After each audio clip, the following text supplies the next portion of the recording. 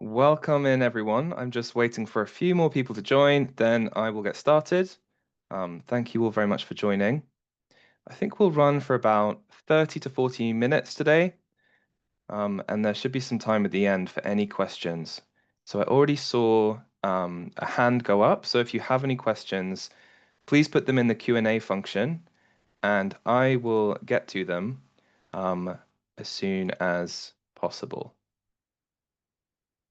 Make sure that everything is sharing okay. Great.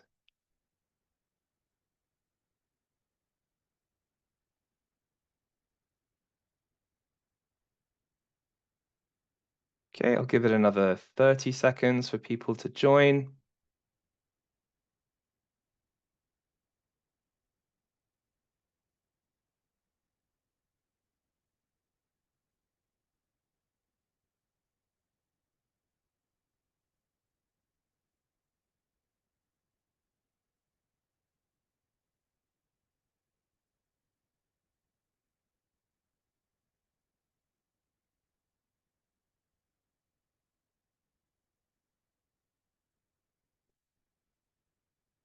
Okay, so let's get started.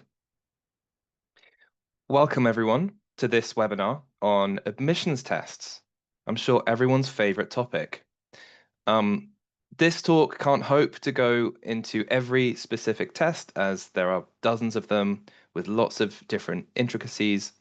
In future talks, with the next one on the 16th of October, we will be covering interview preparation in detail. We have two different webinars on the interviews, covering tests and interviews in one talk. From my point of view, is far too ambitious to achieve anything useful. So for now, tests are the priority, and what I will share is advice which should be relevant for everyone who might be taking admissions tests in the next couple of months. Just to introduce myself briefly, my name is Theo, and I've overseen thousands of university applications in the past 10 years. I've also helped to develop admissions test support materials, including writing multiple mock tests, spending many hours tweaking questions and papers, and it's no easy process. So I really feel for those at Pearson VUE and Cambridge admissions testing, and otherwise who need to produce these year on year. A lot of thought goes into them to make them useful. And I, of course, also sympathize with you all who might be coming up to doing admissions test. This can feel daunting, but I hope some of what I will say today can give you some confidence. Let me double check the Q&A. Cool. What I can't do, like I said, in the next 30, 40 minutes is cover details of each test or teach you how to approach differentiation problems in the context of the TMUA or the STEP paper. But what I'll do is distill 5 main points based on advice from our tutors and our own experience about how you can improve your scores in these tests. Who am I speaking from? So, Oxbridge Applications is the global leader in Oxbridge and UK university advising for a long time. So, we're older than 25 years now. We've got an amazing network of tutors, former admissions tutors, many Oxbridge PhD holders, people who have interviewed for Oxford and Cambridge work very closely with us. And we're very lucky to work with a lot of applicants each year as well. We also work directly with a lot of the highest achieving schools, both in the UK and beyond. We have lots of international school partners we provide lots of support to. And we aim to support through long-term guidance, also academic enrichment, so going beyond your school syllabus in lots of different directions, academically speaking, to really give you a taste of what undergraduate study might be like. But of course, now we're coming up to, for those of you applying this year, tests and interviews and personal statements, which you may have finished and forgotten about, but they may become relevant again when you go for your interviews, touch wood, in December. So for those of you thinking about getting some preparation for tests and interviews, then do contact us. Just to let you know about our admissions test tuition, we offer that one-to-one. Some of you might only have a few weeks, some might have a little bit longer than that. We can arrange this pretty quickly, so you can get 4 hours, 6 hours, or 8 hours. Just for this webinar, we have a special code for 10% off that tuition, which is webinar 2410. So webinar, today's date, 24, and 10, meaning 10% discount. Please use that on our website. You can book directly, or you can use that code over the phone or by email if you'd want to inquire with us first. And that's our website, oxbridgeapplications.com. Give you an idea of some of the tutors that we work with. We have many dozens of them. Shimol takes some of our TMUA and ESAT, those thinking of preparing for the physics and math side of things.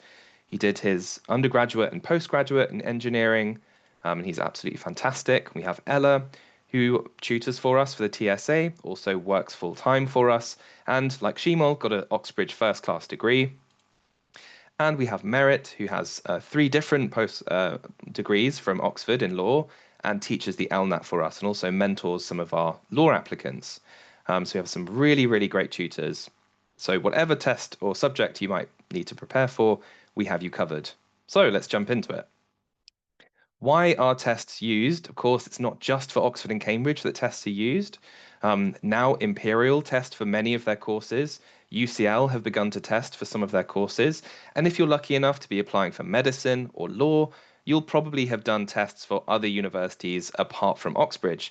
But Oxbridge is fairly unique in that the majority of its undergraduate courses asks their applicants to do some kind of test or assessment as they're applying. And all of them, if you're invited for interview, will be interviewing.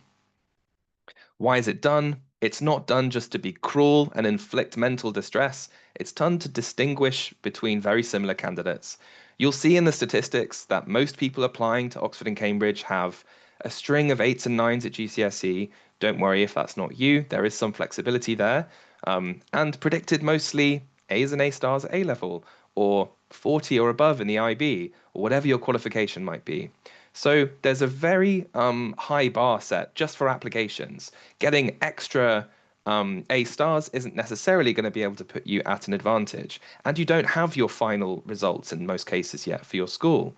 So they're done to try and distinguish between applicants because it's the only thing they really can do apart from interview. But lots of courses, they're just not able to interview absolutely everyone. And so they use the tests to try and cut down on applicant numbers before you get to the interview stage. For example, for Oxford, they like to interview about 2 to 3 applicants per place. So depending on how competitive the courses that you're applying to, if it's something like computer science or economics and management, for example, which is very competitive, you'll find that the test is more of a determinant in your overall chances of getting a place. It's very strongly correlated with your likelihood of getting an offer. But don't worry about it too much because it is still one factor among several. So you will be looked at in a holistic sense. And even if you don't do that well on the test, you still might have a chance to get through to the interview stage, depending on the competitiveness of your course and how much they value that test data. Testing university potential. So these are different from your A-level exams, different from your GCSEs. And so these might be different formats and types of questions than you've seen before. For the STEM tests, like the ESAT and the TMUA, the content will be very similar to the content that you've studied at school, but they'll be presenting questions in a way that makes you think about that content freshly. They have an emphasis on thinking skills and undergraduate potential. What's your ability to combine different areas of the syllabus in ways that you maybe haven't done before? So these cannot be prepared for by simply looking at your school exams. You need to be able to look at the similar kinds of tests and ideally past papers if they're available in order to prepare for them. How strongly correlated are they? Well, we have some data. Some of the most strongly correlated are from Oxford. So the MAT, for example, and the PAT are always very strongly correlated. You can see here where the boundaries are. It's quite hard to see depending on the size of your screen, where the amount of white in the bar shoots up. So that's the shortlisted cohort. Those that are shortlisted for interviews and those offered, so the sort of medium grey colour, have been called for interview. You can see those from scoring 46 to 50 have about half the chance of being shortlisted as those scoring 51 to 55. So that's potentially just 3 or 4 points difference, where your chances of being shortlisted, called for interview, double or even more than double.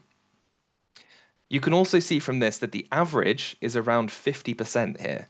So these tests are designed to be really hard, distinguishing between those who are achieving um, all A stars. And potentially, most people who took this test went on to achieve the highest possible grades in, say, their Maths A level or their Maths IB. Contrasting example, the TSA, you can see a really similar pattern. The average is a little bit higher here out of 100. It looks to be more like 65, maybe 67. Um, but to give you a data point, if you scored 70 in this year I'm showing you, you had about a 70% chance of being interviewed. If you scored just 5% lower, which equates to 2 to 3 points in the TSA, you would have about a 25% chance of being interviewed. So minor differences in achievement can make significant differences in your chances of being shortlisted for an interview, particularly in the case where they cannot interview more than a minority of applicants. In 2025, there have been some changes. Most years, there are some kind of changes. There are new tests. The TARA is new for this year. The ESAT was new of last year. New formats. As of last year, a couple of the tests have changed pretty substantially in format. And requirements. So some courses no longer require tests, some require new tests. So check, check, and check again. You may need to register and book for more than one test, depending on what other courses you're applying for. So I'm going to focus on preparing for admissions tests here, which relate to Oxbridge, but also relate to other universities. If, for example, you're applying for computer science, you're applying for Cambridge and UCL, which is not atypical, then you'll have to do the TMUA, which is the test for Cambridge, and you have to do that in this coming sitting for October. But you'll also have to do the TARA for UCL, which is a new test for this year. Very different type of test. So if that's you, make sure that you check each of the courses that you're applying to. UCL, Imperial, and a couple of other universities have begun to ask for tests, particularly those that are more relating to numerical subjects. But in the case of the TARA, that isn't quite true because it tests a number of different skills. The other thing to bear in mind is if you're applying for Cambridge, you may not think you have a test. You may not be sure. There is a bit of variation by college. So for some of the college registered admissions tests, which usually take place in late November, sometimes a bit later on, those would include things like my course, which was Human Social Political Sciences, but also things like archaeology, potentially history, history and politics, languages. There may be some variation by college, music, and so on and so forth. So double check whether on the course page in entry requirements, your college requires the test that you may have to sit. That may be also accessible on the college registered assessments page. This slide is really just to say, please check. There is more work on the side of students to do this year in being careful in registering and booking their tests than there has ever been. The reason for that is because the testing provider has changed and there's more tests. There might be multiple different ones you have to do. So please check. Is there any point in preparing? So these tests do emphasize skills and they want to see what your ability is like. But before we go into specific tips, there's this myth that tests can't be prepared for. I'm pretty lazy. I like to get things done in the quickest way possible. And I'd love for this to be the case, but it isn't true. We work with a lot of applicants each year on their test preparation. We see significant improvements in score through tuition sessions, through group teaching.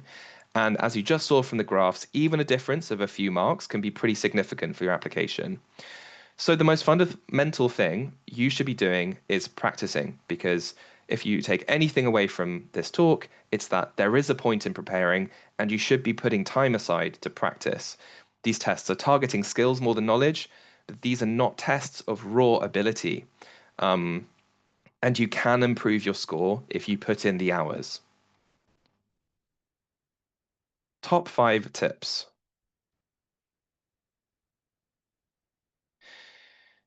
The first thing to say is to be resourceful with your practice materials.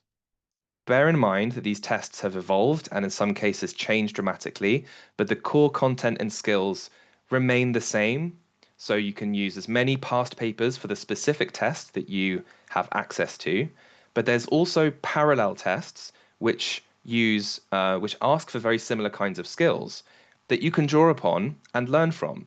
Potentially they'll be slightly more difficult higher in difficulty, and so they could be useful to push you in certain directions. So for newer tests, particularly like the TARA or the ESAT, use similar or parallel past tests. A really clear example for the ESAT is to use the past Cambridge tests for engineering and for natural sciences, the NSAA and the ENGA. The ENGA is purely physics and maths. The NSAA contains all the sciences and advanced maths and regular maths. So you're really well covered. The types of questions may be slightly different because the ESAT contains a higher number of questions. So they're expecting you to get through them slightly more quickly, but they're still useful preparation nevertheless. A-level exams may cover the same syllabus for STEM, but are not similar in format. So if you think you can prepare for the ESAT purely by looking at your school syllabus, it's a really good place to start because that's what it's looking at. But it's not going to prepare you for the way in which you need to approach questions for that specific test. And if you can start preparing early, then that's great. Now we're nearly at October. But still, if you haven't started your preparation, don't worry, because if you're able to put some time aside, then you have enough time still to put enough effort in to be competitive. So it's important to make sure you're happy with your personal statement and the other ingredients of your UCAS form. But as long as you're happy with your personal statement, for the unis that use tests and for the courses that use tests, they are much more important than the personal statement, particularly as you saw with courses that use, for example, the MAT, like in Oxford, or the PAT. They are really important. So if you feel like you're distracting yourself with tweaking sentences in your statement, put that away and use that hour instead on looking at your admissions test. I'm going to go through pretty quickly some resources that you could use. I would advise you to have your phone camera ready potentially, or if you can take a screenshot, because there's a bit of a list here. And what I'll do as well is make this recording available and also the slides available to all those who registered. So I'll go through this relatively quickly. Most of these are free. So we have Oxford's own MAT resources for mathematics, flashcards they produce, live streamed tutorials. There are hours and hours of content that Oxford has put out on YouTube. If you have not seen that already, please go to YouTube and have a look for Oxford's own resources. Underground mathematics from Cambridge is also very useful. If you're preparing for the TMUA in particular, the past CSAT papers, which were previously used for computer science, are very useful. They're also very useful for interview preparation. If you might have to prepare for the STEP, which is what Cambridge mathematicians need to do after they get their offers, so that's not a pre-interview admissions test, it's something that fulfills part of your conditional offer. Then they offer the STEP support program, but you won't need to do that until next year. Maths challenges, maths Olympiads, those of you applying for mathematical subjects might be familiar with these. Enrich Advanced Problem Solving, another really useful resource. Cambridge's Notes on Logic and Proof, something that you can Google and find. Oxford's and Cambridge mathematics YouTube channels, I already mentioned the MAT resources that Oxford produces, but the maths faculties themselves have lots of really useful information. And of course, there are lots of books that you can make use of. One of my favorites to recommend is Dr. Stephen Siklos's Advanced Problems in Mathematics, or the Art of Solving Problem Solving books. There's a series of those, and they can be really, really useful. Kevin Houston's How to Think Like a Mathematician is also something recommended by my Oxford maths colleague, Alison. So there should be lots for you to be getting on with there if you find yourself exhausted of TMUA MAT papers. Physics, chemistry, and biology, so the sciences. There's, of course, all the official materials, but there's also workbooks in some cases. So for the PAT, we have about 20 years of material plus workbook questions.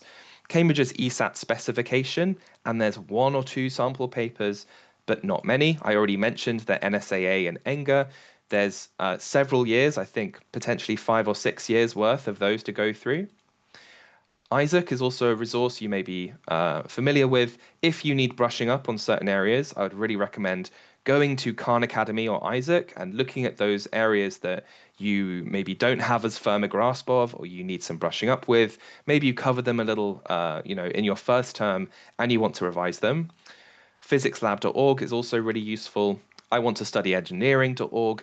Lots of these are useful to stretch yourself with challenging problems, which can also feed into your interview preparation, not just for Oxbridge, also for Imperial and anywhere else you might be doing interviews. BPO, so Physics Olympiad, you may be familiar with already. The kinds of questions you get in the Olympiad are quite similar to the kinds of questions you may be asked in interviews, but also have some resemblance to the longer questions you might need to do, the higher mark questions in the PAT, and some more challenging questions in the ESAT. Similar goes for biology and chemistry. Olympiad questions are available. UKMT, Senior Maths Challenge and Olympiad. And we have lots of free resources on our website. So if you navigate to our website, you'll see there's little pages for each of the admissions tests where we give a summary of what to expect. But there's lots and lots of resources out there. For those of you who are non-STEM, who are potentially preparing for something like the TARA or the TSA, or maybe an essay-based exam, here I've divided a few of my favorite resources for each of these types of skill. So logical and critical thinking. I think it's useful to have a grounding in the full scope of what's kind of contained by critical thinking, because that will take you through all the different types of flaws, assumptions, what an argument really means, the anatomy of an argument, types of thinking skills. I quite like the Anne Thompson critical reasoning introduction. Nigel Warburton is very useful as well on this, thinking from A to Z, particularly with looking at critical thinking and highlighting flaws in arguments. And if you're stuck on papers for this, there's loads of similar papers you can use. So the LNAT is very text-based. It demands very quick reading and comprehension. There's the IMAT, something you may not have heard of. The UCAT is the medicine exam that's used by most medical schools in the UK. The BMAT used to be used by medical schools, and it also contains lots of critical thinking and problem solving questions. And the GMAT as well is another test you may not have heard of, but contains some useful things for you to look at. I'd also say that some people take A-levels in thinking skills. I did a critical thinking A-level when that used to exist. There's also a thinking skills A-level. I think it's offered by AQA. So have a Google and you'll find that they offer very similar kinds of questions to what you'll see in the TARA and the TSA. For essays, not a huge amount of people need to write essays now because no longer do we have the HAT for Oxford. The TSA long essays only for PPE applicants, and lots of the Cambridge essay-based tests no longer apply to all colleges. But one of these books I would recommend is How to Get a First by Thomas Dixon. That's particularly useful for those of you who are applying for humanities at university, and you can keep those skills as you go through your degree. It definitely helped me. But the basics of essay writing, again by Nigel Warburton, who's great. He also has a really good podcast, by the way, is really useful because you don't have much time to write an essay under these conditions. So How to Get a First by Thomas Dixon is more useful if you have a bit more time to write an essay. It could be useful for your schoolwork or your coursework. The basics of essay writing get you to the core of what makes a good essay. And then analysis and interpretation. If you have to do the Cambridge English assessment, the ELAT is no longer used. The HAT is no longer used, but Cambridge use a very similar test. They also use a similar test for some colleges for history. So you can use those papers for the ELAT if you're applying for Cambridge for English. And there's lots of useful resources I've put here on analysis and interpretation. Cambridge also, if you're applying for a humanities course like history, I would recommend looking at their virtual classroom. So for history in particular, and for English, they have some really useful resources on breaking down sources, how to analyze a poem that you've not seen before, which can be quite useful, not just for a test you might need to do, but also at your interview. So there's lots of useful overlaps you can make use of in the next few weeks. Science, I've already gone through the NSA, ESAT, ENGA, PAT, BMAT, all have some similarities with each other. Yes, they may be slightly different in the syllabus that they require, and you need to be careful around this. But broadly speaking, they're trying to get the same kinds of information from applicants. Same goes for maths, for critical thinking as well, TSA, the BMAT, the UCAT, LNAT, and the TARA. Problem solving, not so much the LNAT for this because they don't have those numerical reasoning kinds of questions, but the UCAT and the BMAT and TSA certainly do. And there are lots of other kinds of tests as well. They're a little bit smaller. So if you're applying for a language or for classics or for classical archaeology and ancient history, then or for architecture or design at Cambridge, there's a few other tests that less people will be doing. There is less overlap for these tests, and there are less resources, to be honest, but they're fairly easy. They typically are fairly easy to create similar kinds of exercises. I would suggest in those cases, speaking to your teacher, seeing what sort of things they might be able to come up with to challenge you. And if you run into a dead end there, speak to us. We might be able to send you something. And also, ChatGPT can be useful. Use ChatGPT very cautiously. It can be useful in some cases. It's still not very good at maths. It's not very good at problem solving, to be honest, and coming up with logical questions in that way. But it can be quite useful, particularly in coming up with unseen material for you to be working with and giving you some feedback on things like maybe essays that you've drafted. And it is quite good with languages, so that can be quite useful. With past papers, you can see here the collection of mats go all the way back to 2008. With the PAT and the TSA, it's similar. You have nearly 20 years of admissions tests to use. Should keep you very busy. A word of warning, these have evolved and in some cases changed in format, particularly the MAT and the PAT, but you'll find that the skills and knowledge and syllabus has remained broadly similar. So they still remain useful. So, point two, sharpen your technique. We've talked a little bit about how to use resources, so things like past papers and questions, where to find those, but how do you approach them? These tests are difficult and take an understanding of the process and technique, not just memorizing formulas. So you need to sit back at some point and think, how am I approaching this kind of question versus this kind of question? Also, time management is a big part of this for lots of these, especially multiple choice tests. And for some tests, you have very limited time per question, like the TSA, for example. You have 90 minutes to answer 50 multiple choice questions. For other tests, you have a little bit longer per question. And you may have time to look through all the questions before deciding which ones are easiest for you to tackle first.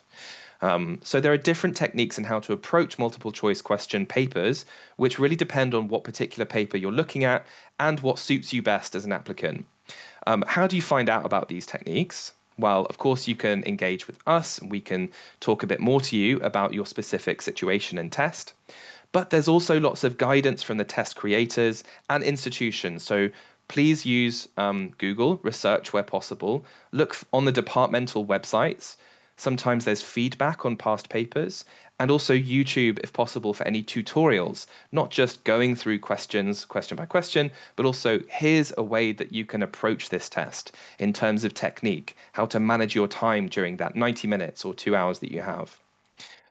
On problem areas, it can be really tempting to revise just the things that you're good at because it can feel comforting because you get those questions right each time. And so it makes you have potentially a false sense of confidence because you're giving yourself questions you already find easy. But try to focus on the other types of questions that you find more problematic and more tricky. For STEM admissions tests, they will test a wide range of different things typically. And so you'll have to have mastered that full syllabus that they're asking you to do for full confidence. For non-STEM admissions tests, for things like the TSA, more skills-based tests, you naturally will be stronger in some kinds of questions than others. You see people stronger in problem-solving questions than the critical thinking questions or vice versa.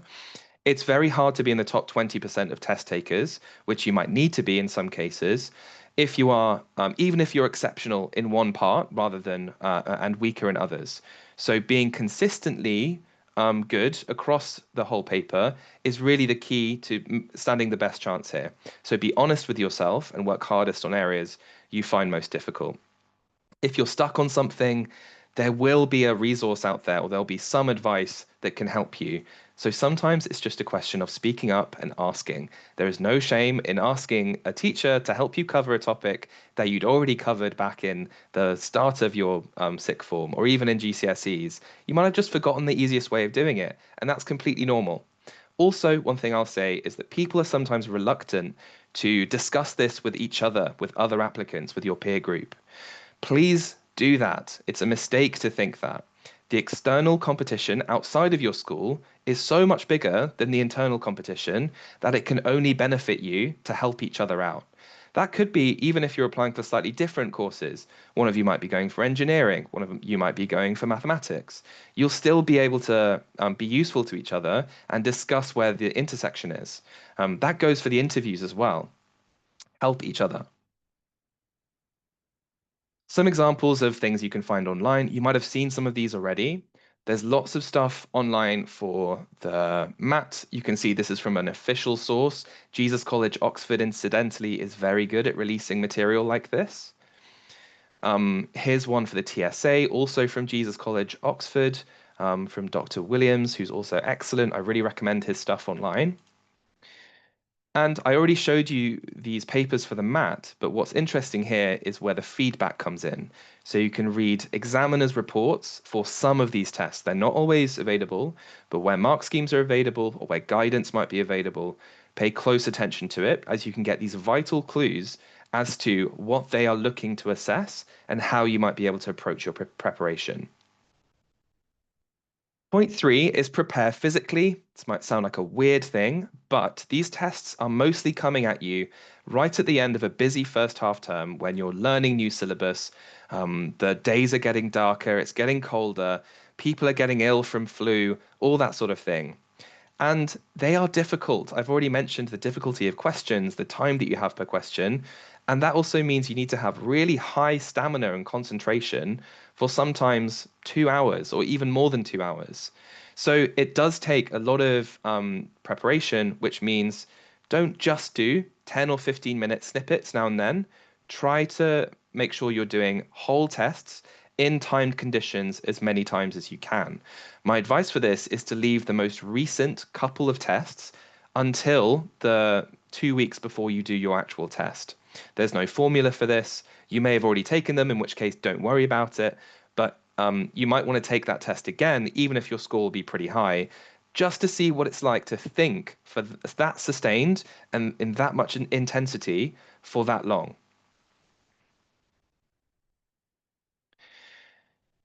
The obvious things apply as well. It could be really easy to forget these. Of course, the day before the test, you've got to make sure, if possible, you get lots of sleep. Feeling comfortable and confident that you've done everything you can will only go to help you get that sleep and make you feel like I've done everything I can. I need to wake up refreshed, go to bed relatively early, put your phone away, and get up feeling fresh and motivated to do your test. Eating and drinking, sleeping, exercising, if you do that, even just going for walks, can help keep your brain moving, keep you healthy in the weeks coming up to your tests and interviews, by the way. So it's really important to treat your body well, not overdo things. This also goes for overloading yourself. It's a term where things might be busy. You may be given some responsibilities like head girl, deputy head boy, captain of the rugby team, playing in the school orchestra, those sorts of things. You may want to have an honest conversation with your extracurricular teachers and some of your teachers about what stuff should you really be putting on hold, or what stuff could you get exempted from while you spend a bit more time focusing on these tests, because these might be quite influential for which universities you end up studying at next year, whereas the next 2 weeks probably won't be that influential overall for the entire year that you have ahead of you at school. Practice in timed conditions. We have a testing platform we use on a platform called Canvas, which is hosted by Instructure. It's what a lot of universities use, and we've uploaded our own mock tests to that platform. Pearson VUE also provide at least one mock test that you can use as well, which is in the same format as your face in the Pearson VUE testing center. So prepare physically and also prepare mentally. Of course, the physical and mental are completely linked, but they can, in some cases, take slightly different approaches.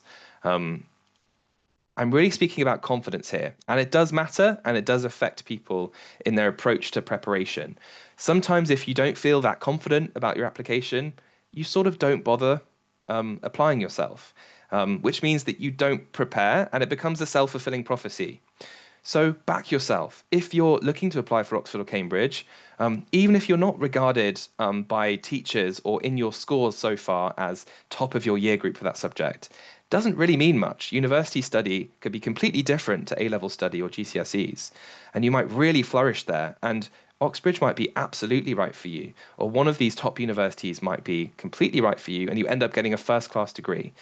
So if you're in the running to apply for these universities, you've got good grades, back yourself. There's no reason why you shouldn't be getting a place there. Do not let that hold you back from preparing.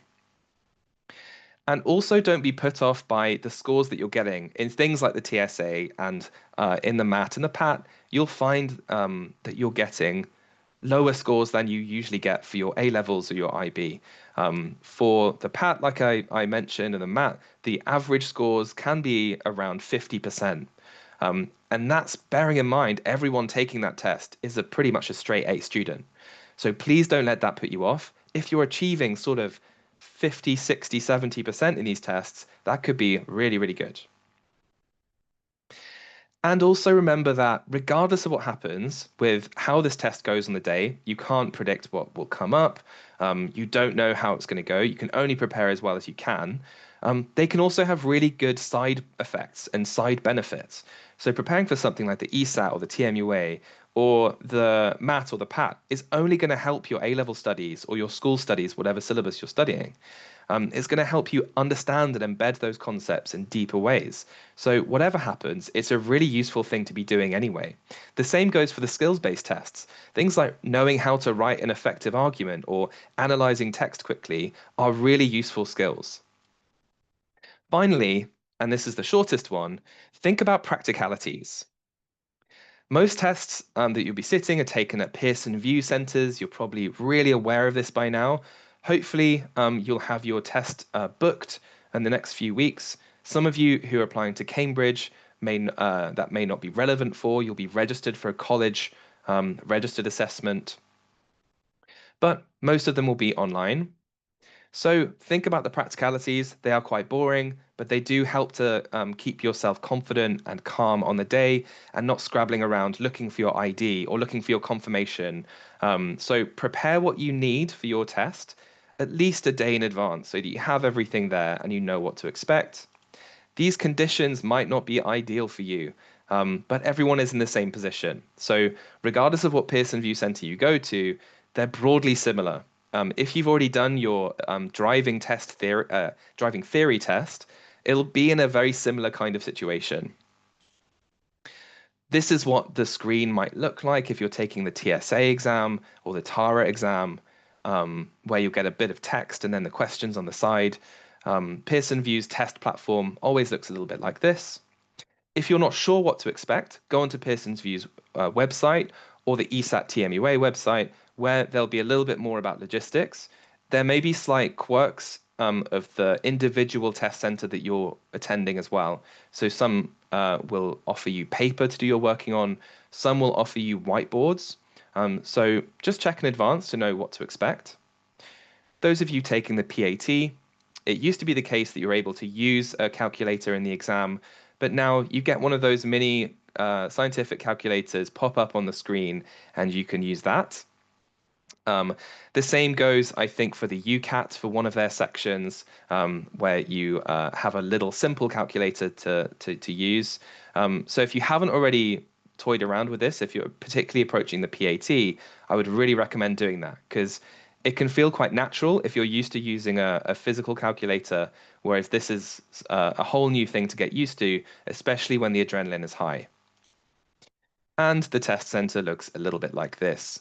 so not the most exciting place to attend, but this is something just to bear in mind and to expect. So I've been going for about 35 minutes ish.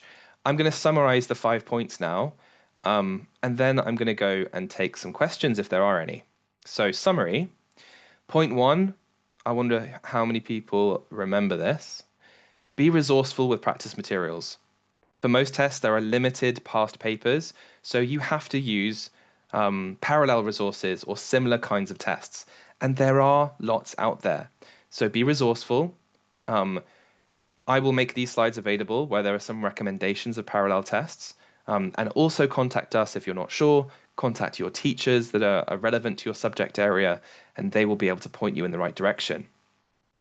Sharpen your technique. It's not all about plowing through lots and lots of questions. You also need to take a step back and think, how am I strategically approaching this test?